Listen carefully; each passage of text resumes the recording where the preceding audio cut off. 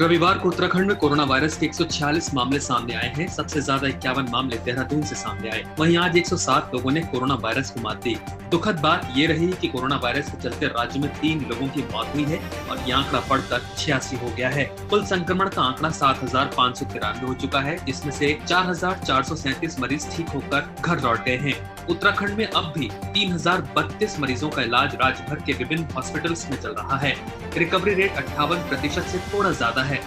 रविवार को अल्मोड़ा में एक मामला सामने आया है, चमोली में 5 मामले, जबकि देहरादून में 51 मामले सामने आए हैं। इसके साथ ही हरिद्वार में 28 मामले, नैनीताल में 33, पौड़ी गढ़वाल में 2, रुद्रप्रयाग में 2 मामले सामने आए हैं। इसी तरह टिहरी में भी 2 मामले और ऊधम सिंह नगर में 10 मामले, जबकि उत्तरकाशी में 12 नए मामले सामने आए हैं। हर साल उत्तराखंड रोडवेज रक्षाबंधन के पर्व पर बहनों को एक तोहफा देता है। रक्षाबंधन के पर्व पर उत्तराखंड रोडवेज बहनों को अपने भाइयों तक पहुंचाने के लिए बसों का सफर निःशुल्क कर देता है और इस बार भी रक्षाबंधन पर उत्तराखंड रोडवेज बसों में महिलाएं राज्य के भीतर निःशुल्क यात्रा कर सकेंगी। इस संबंध में शासन ने आदेश जारी कर दिए हैं। यात्रा के दौरान महिलाओं और बहनों से बसों में कोई भी किराया नहीं लिया जाएगा, ताकि बहनें अपने भाइयों की कलाई में राखी बांध सकें और रक्षाबंधन का त्योहार पूरे हर्षोल्लास के साथ मनाया जा सके। राज्य में कोरोना वायरस के आंकड़े कम होने का नाम नहीं ले रहे हैं। लॉकडाउन में ढील मिलने के बाद से कोरोना संक्रमण सरकारी दफ्तरों और कई दुकानदारों को अपनी चपेट में ले चुका है। कोरोना काल में लोगों की जान के लिए अपनी जान जोखिम में डालने वाले डॉक्टर्स और पुलिसकर्मी भी इसकी चपेट में आ रहे हैं। पुलिसकर्मियों को लेकर एक नया आंकड़ा सामने आया है। राज्य के करीब 106 पुलिसकर्मी कोरोना संक्रमण की चपेट में आ चुके हैं और सबसे ज्यादा नैनीताल जिले के पुलिसकर्मी हैं। पिछले दिनों लालकुआं कोतवाली से एक बार में 26 पुलिसकर्मी कोरोना संक्रमित मिले थे। इस मामले ने पूरे पुलिस महकमे में हड़कंप मचा दिया था।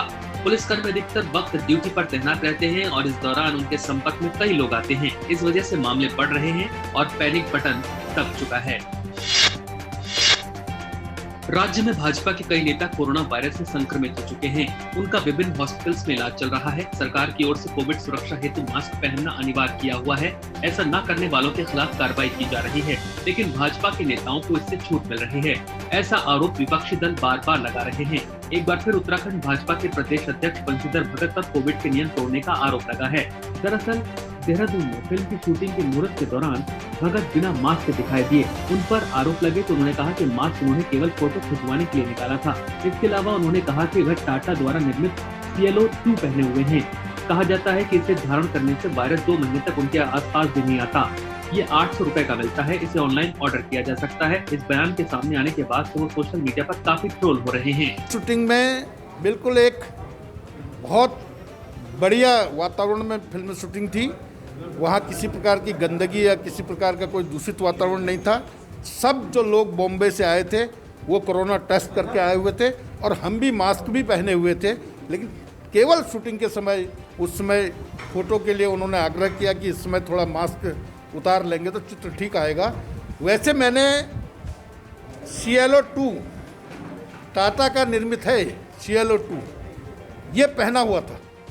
इसके बारे में ये कहा जा रहा है ये 800 रुपये का है और इसमें नेट से लेकर मंगाया जा सकता है। ये उसमें ये 800 रुपये की कॉस्ट में ये कहा गया है कि ये CLO2 2 महीने तक आपके 1 मीटर के दायरे में किसी प्रकार के कीटाणु को आने से रोकता है। इसके कारण थोड़ा हमने शूटिंग के समय मास्क उतारा था और अन्य समय में हमने मास्क पहना हुआ था। क्या कहना चाहेंगे कांग्रेसियों? कांग्रेसियों को हमने ड्यूटी दे रखी है कि 20 साल तक तुम धरने करो, प्रदर्शन करो, हमारे खिलाफ बोलो, पुतले फूको। ये उनको हमने काम दे रखा है। अब वो ये नहीं करेंगे तो फिर क्या करेंगे? और कोई काम ही नहीं उनके पास है। त्रिवेंद्र सिंह सरकार पर कोई आरोप नहीं लगा सकते, मोदी सरकार पर कोई आरोप नहीं लगा सकते। पूरे विकास कार्य हम कर रहे हैं, लोगों के जन जन तक हम जा रहे हैं और ऐतिहासिक वर्ष मोदी जी का है और ऐतिहासिक वर्ष त्रिवेंद्र सिंह जी का है और हम बहुत अच्छे ढंग से कर रहे हैं। कुछ कहने को कांग्रेस के पास नहीं है। कांग्रेस अपनी मौत मर रही है, आरोप बीजेपी पे लगा रही है। हमारे यहाँ पे रक्षाबंधन का त्यौहार मनाया जा रहा है। ये भाई बहन के प्रेम का प्रतीक एक त्यौहार है, जिसमें बहनें भाई को राखी बांधकर उससे रक्षा का वचन लेती हैं। चूँकि इस समय हम लोग कोरोना वायरस के आपदा काल में हैं, तो इसमें सभी लोगों से अपील की जाती है कि राज्य सरकार द्वारा दिए गए जो निर्देश हैं, इसमें सामाजिक दूरी का अनुपालन सुनिश्चित करना, मास्क का ग्रहण करना, बुजुर्गों और बच्चों की सुरक्षा सुनिश्चित करना, उसके बारे में जो निर्देश दिए गए उनका पालन सुनिश्चित करते हुए हम लोग हर्षोल्लास से इस त्यौहार को मनाएंगे।